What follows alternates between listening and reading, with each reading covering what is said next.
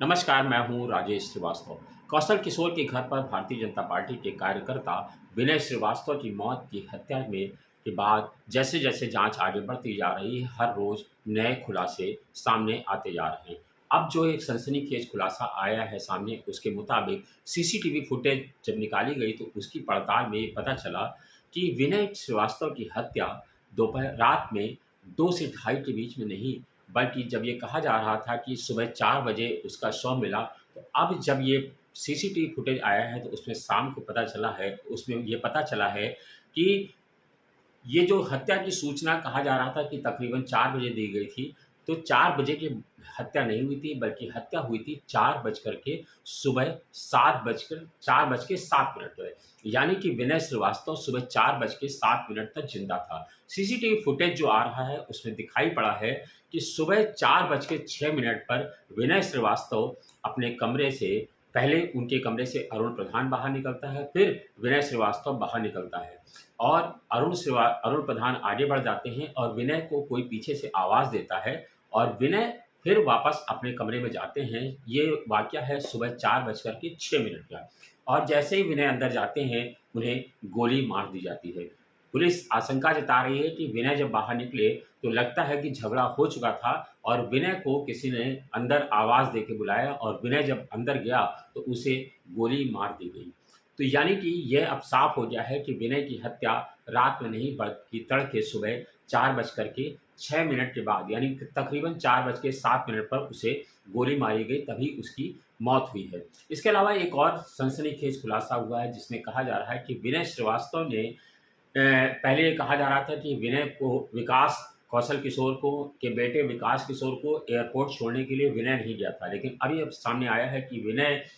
वहाँ पर गया था एयरपोर्ट पे छोड़ने के लिए और उसने लास्ट में जो इंस्टाग्राम की रील बनाई थी जिसमें उसने बैकग्राउंड में गाना लगाया था, जाको राखे साइयाँ मार सके ना कोई। ये उसने एयरपोर्ट से लौटते समय रास्ते में ही वो रील बनाई थी जिसे उसने कहा जाता है कि वो इंस्टाग्राम पे उसकी आखिरी रील थी, जो उसने अपलोड की थी सोशल मीडिया के माध्यम से। इसके अलावा आपको बता दें कि अब एक और बड़े अपडेट हो रहे हैं, उसमें ये है कि पुलिस ने ये तय किया है कि क्योंकि विकास किशोर की पिस्टल से हत्या हुई है, तो अब विकास किशोर की से भी पूछताछ की जाएगी और आज जब मैं आपसे बात कर रहा हूँ, तो अब से कुछ ही देर बाद पुलिस उसे नोटिस दे कर के पूछताछ के लिए बुलाएगी। हालाँकि उसके लाइसेंस के निरस्तीकरण की कार्रवाई पहले की जा चुकी है और डीएम को उसकी पत्रावली तैयार करके आज डीएम को भेजा जाएगा, जिसमें उसके लाइसेंस के निरस्तीकरण के आदेश दिए जा सकते हैं। ये हालाँकि तय माना जा रहा है कि उनका लाइसेंस निरस्त किया जाएगा। इसके अलावा आपको बता दें कि पुलिस ने अरुण प्रधान और सौरभ रावत, जो इन 2 दोस्तों को छोड़ दिया गया था और 3 को गिरफ्तार किया गया था। पुलिस अब ये मान रही है, चूँकि सीसीटीवी फुटेज में आया है कि हत्या के समय 4 दोस्त अंदर थे और और अरुण प्रधान भी वहीं पर था। वो कमरे से बाहर निकला, उसके बाद गोली मारी गई। तो पुलिस ये मान रही है कि इन बाकी 2 लोगों का भी हत्या में किसी न किसी तरह से कोई न कोई जो है इसमें उनका भूमिका है, चाहे वो साजिश रचने में हो, चाहे वो हत्या को अंजाम देने में हो। तो पुलिस ने अब अरुण प्रधान उर्फ बंटी को और सौरभ रावत को पूछताछ के लिए बुलाया है और उधर कौशल किशोर के बेटे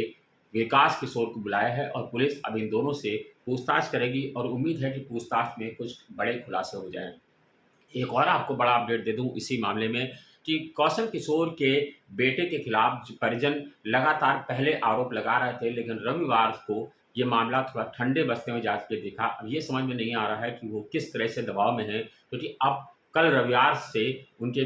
परिजन जो है विनय के सीधे-सीधे मंत्री और विकास किशोर पर आरोप नहीं लगा रहे हैं। वो कह रहे हैं कि जाँच हो जाए तो अच्छा है और वो सौरभ और बंटी पर आरोप लगा रहे हैं, लेकिन विकास किशोर पर सीधे-सीधे किसी तरह की बातचीत करने से बच रहे हैं। तो ये माना जा रहा है कि कहीं न कहीं से अपरोक्ष रूप से या प्रत्यक्ष रूप से सीधे-सीधे कौशल किशोर जो मंत्री हैं, उनका दबाव पड़ रहा है और अब परिजन सीधे-सीधे इस मामले पर उनके ऊपर आरोप लगाने से बच रहे हैं। अब देखने वाली बात होगी कि इस हत्याकांड की गुत्थी सुलझ पाती है या फिर ये इसी तरह से अंजाम को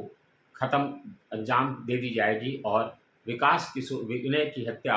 एक इस मामले में अबूझ पहेली ही रह जाएगी और पुलिस ने जिस तरह से खुलासा किया है, उसे ही अंतिम सच मान लिया जाएगा। धन्यवाद, शुक्रिया।